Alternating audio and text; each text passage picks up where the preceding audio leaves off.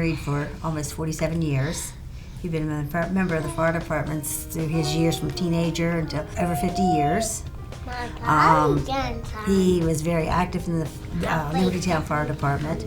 The kids were growing up in the fire department, and they got to, help him do stuff. And we did carnivals together and banquets and just about everything, together. Picnics. He played ball with the fire department on the team they had.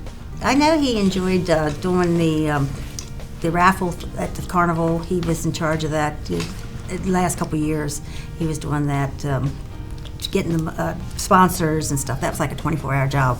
He just kept going everywhere to get people to donate money. And when they did cars, he would go around and try to find a car. And we'd take the cars to the parades and go to the parades and take the kids and stuff. I think I knew Mike before I knew his daughter, to be honest with you, from volunteering in the county myself. We'd been on several calls together. I always knew that man, and I met his daughter, and I think the first time I went home with her, I was like, oh, that's your dad. Everybody knew Mike at Libertytown. He was the one that was driving all the time. He was the one that was setting up the hall, making sure, you didn't mess it up, because you didn't want to mess it up because Mike was going to be in your butt. It was just a little daunting, but super sweet teddy bear. If nothing else, he treated the grandkids and the great-grandchild with the utmost respect. I'm sure, the daughters were strict when they were younger, but he was just a giant teddy bear. I remember when we were younger, and he would go to my mom and say, I don't care if the kids run around on the roof naked. Like, he would let us do anything we wanted to. Let them be kids. Yeah. When we did something wrong and my mom yelled at me, and he would go up to her and be like, they're just being kids. So, it's just Pappy for you. I always think about how he used to come up with all these jokes that was funny, wasn't they? Anybody that's in the fire service family, we all joke around, but when it was time to go to work, the serious switch gets flicked almost instantaneously. And again, I was on many fires with him, and he was a heck of a good driver. He was from the rural setting. He started in Brunswick, went to Adamstown, went to Libertytown, so it was all rural water supply, so it really was not hooked to a hydrant like I do in the city. Some city boys, we don't really draft that well because we don't do it all the time, but Mike was on it. He loved driving the tanker. We've got some saved videos and voiceovers of Tanker 17. He had a specific way that he would say it, and you always knew when Pappy was on the tanker. He loved driving that thing. We loved going golfing. Libertytown had a golf tournament twice a year. He would get a couple of his Army buddies together, and he would always ask me because, I don't know if he just felt like he needed to or was being nice to me. But I loved golfing with him. Neither of us are very good, which was awesome because we'd get in the car together and just go look for golf balls. He loved the pool. We have a pool, and he loved it. Well, now I'm stuck with it. And I've had a lot of issues this year, and I don't know what to do. But, middle of the night, he'd get up in the storm, walk down to the pool with his rain jacket on and his fire boots, and walk down to the pool to check it. He'd probably drain water out the pool at like 2 o'clock in the morning. In the wintertime. Like, even in the wintertime, he'd go down and scrape the snow off the top of the pool. Like, there's no point in that. Just let it be. I have a black lab. She's 4 now? Yeah, 4. Like I've said before, when he come home from work, she'd go right to the window, have her paws up on the window, and she'd wag her tail. And then Pappy would come inside, and they'd go outside and they'd play. And they had their special time. You just say Pappy. And the funny part was that every time she went outside, he'd come in and tell all of us she had a good run, a good pee, and a good poop. Every time. I don't know if it's the parental curse or otherwise, but I always felt like my grandparents let me get away with murder. Pappy let the grandkids get away with murder. We now have a grandchild, that's Megan's son, and I would like him to do whatever he'd like because it's that progression. You're now in that position. You've gotten to that point in your life that you're allowed to let them do whatever they want because Now you understand. Mike and Nanny, Pappy and Nanny would always let the children do whatever, and we would step in. All Mike would have to do is look at you and be like, all right, yep, not my house. Absolutely. I didn't know Mike, obviously, when the girls were growing up, but I said, I cannot imagine that your father let you get away with what the grandchildren are getting away with. Nope. I just feel like Mike was an Army, he come from the Army era, he was an Army reservist. He was not hard-nosed, but enough that I thought that's a little odd that the children get away with so much nowadays. And that's why I always said, well, he must have had a life-changing event somewhere along the line, and he let the children let them be children. That's what he Let them said. be kids. Just That was being his kids. favorite thing. He was very protective of us girls. He would make sure that, he was very protective. He would, let us go and do stuff, but we had to be home by a certain time. And if we had parties, he'd rather have them at our house and have everybody stay there.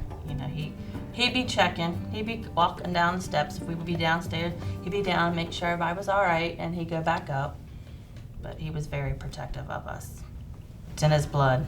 It was in his blood, and it's passed down to all of us. All of us, both my sister, myself, our husbands, the grandkids are all in the fire service. So we're carrying it on. He loved to help people. It's true. That was his main goal in life, was to help people. He'd rather see other people happy than himself. True. That's how it's always been. I think it was absolutely surreal. Like you said, we've all kind of seen it. We've heard it.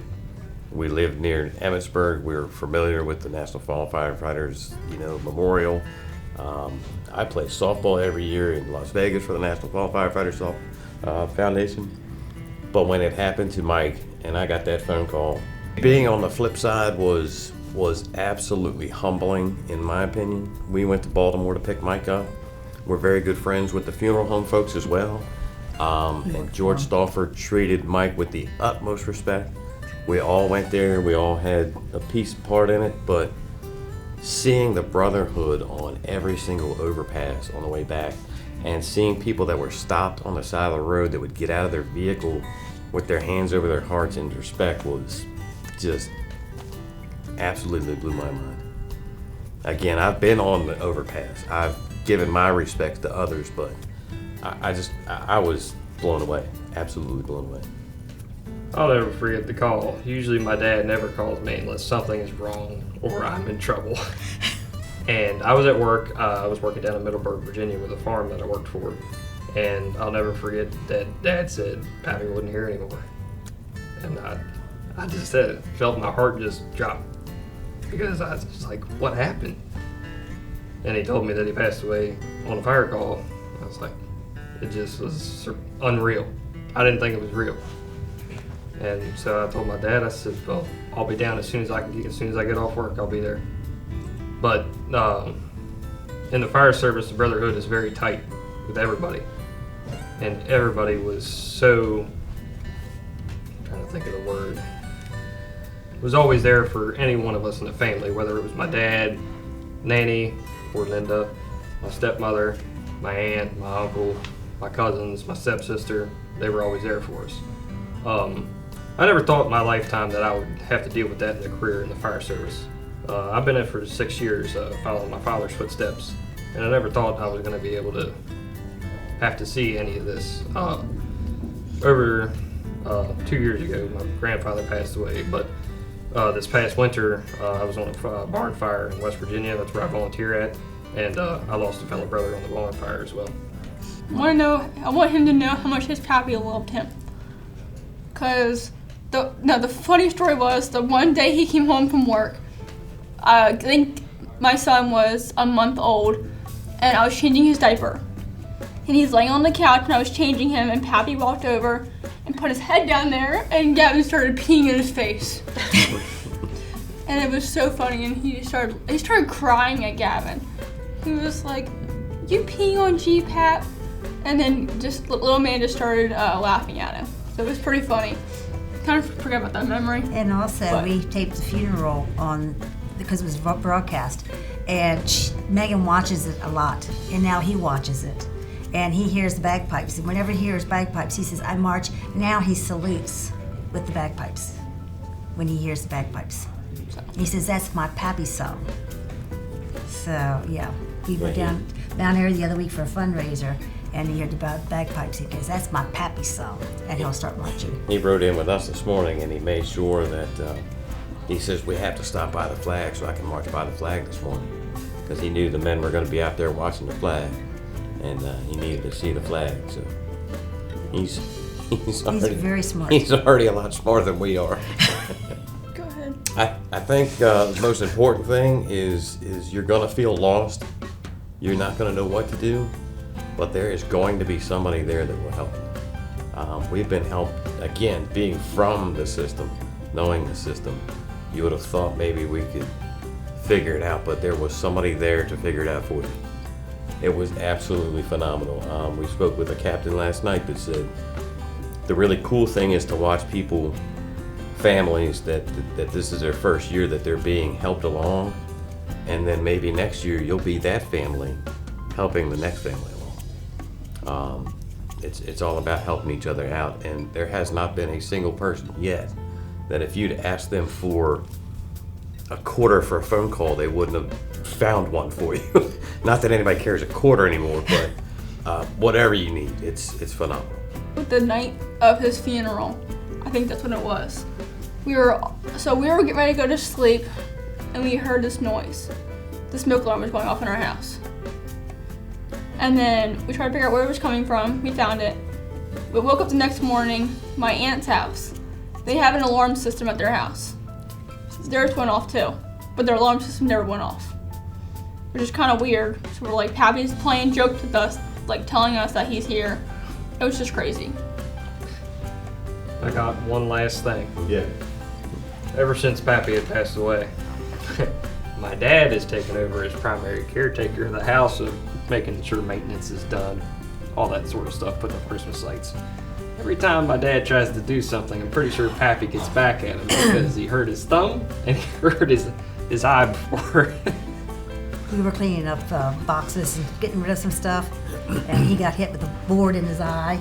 And then, what were you doing? There's definitely some times that I believe that Mike may be telling me from beyond that you need to stop messing with my stuff. He had a specific order for everything, the garage, the shed. I've tried to maintain that. And again, the pool, very specific about the pool. You must do this, this, and this. There are lists upon lists within the house, and sticky notes and little pieces of paper everywhere. If it wasn't written down, it never happened. When the filters need to be changed, where the septic tank is, it's 3 foot out from the house, 6 foot over, and 1 foot down. He was very specific like that. So I've gone through and changed some things. Pretty sure he's not happy with that. I almost lost my thumb taking down the basketball hoop. Pretty sure he wanted that to stay up. So. Here's to you, with that smile on your face. Here's to you, and what I want to raise to this moment we share.